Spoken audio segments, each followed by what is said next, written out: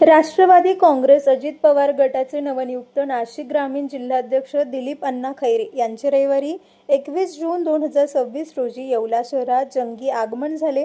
नामदार भुजबळ साहेब संपर्क कार्यालय येथे सकाळी 11 वाजता आयोजित भव्य नागरी सत्कार सोहळ्यात कार्यकर्त्यांनी प्रचंड गर्दी करत जोरदार शक्ती प्रदर्शन केले। राज्याचे अन्न व नागरी पुरवठा मंत्री छगन भुजबळ आणि माजी खासदार समीर भुजबळ यांच्या मार्गदर्शनाखाली हा सोहळा पार पडला। आगामी जिल्हा परिषद निवडणुकीत पक्षाचा झेंडा फडकवण्यासाठी पुढील 15 दिवसात प्रत्यक्ष नियोजनासह कामाला लागणार असल्याचे जिल्हाध्यक्ष दिलीप खैरे यांनी जाहीर केले। छगन भुजबळ यांच्या मतदारसंघातील विकास कामांचा आणि नेतृत्वाचा येवला तालुक्यातील स्थानिक मतदारांवर आधीपासूनच मोठा प्रभाव आहे। त्यातच आता या नव्या रणनीतीमुळे आणि पक्ष संघटनेच्या आक्रमक बांधणीमुळे राष्ट्रवादीची पकड ग्रामीण भागात अधिक घट्ट होणार असल्याचे स्पष्ट दिसतंय। या राजकीय घडामोडींमुळे येवल्यातील स्थानिक मतदारांमध्ये पक्षाप्रती नवा विश्वास निर्माण होत असून आगामी निवडणुकीत याचे थेट पडसाद उमटण्याची चिन्हे आहेत।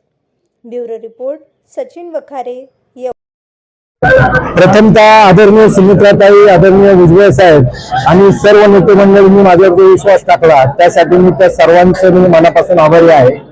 आणि मी समस्त नाशिककरांना आणि राष्ट्रवादीच्या सर्व कार्यकर्त्यांना एवढाच विश्वास देऊ शकतो की राष्ट्रवादीचं जे काम आहे ते मी आपल्या सर्वांच्या सहकार्याने चांगलं पुढे नेईल।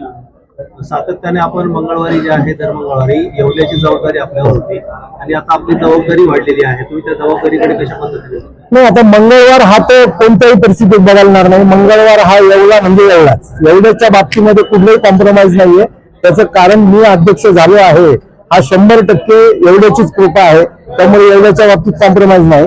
तसंच आम्ही आता काल विचार केला की दर सोमवारी आम्ही राष्ट्रवादी भवन नाशिक येथे सर्व आमदारांशी बोलणार आहे आणि साहेबांशी पण, गुरुवार साहेबांशी पण बोलणार आहे की सर्वांचे PA OSD आणि आम्ही सर्व पदाधिकारी असे बसून नाशिक जिल्ह्यातील सर्व नागरिकांचे काही प्रश्न असतील तर त्यांनी सोमवारी तिकडे यावं आणि आम्ही ते जसं आपण येवल्या तिथे सोडवतो अशा पद्धतीने दर सोमवारी आम्ही तिथे सोडवायचं। पण ते आता मी साहेब, भुजबळ साहेब, गुरुवार साहेब आणि बाकी आमदार लोक यांच्याशी बोलून आणि आमच्या प्रमुख लोकांशी बोलून ते आम्ही सुरुवात करणार आहोत।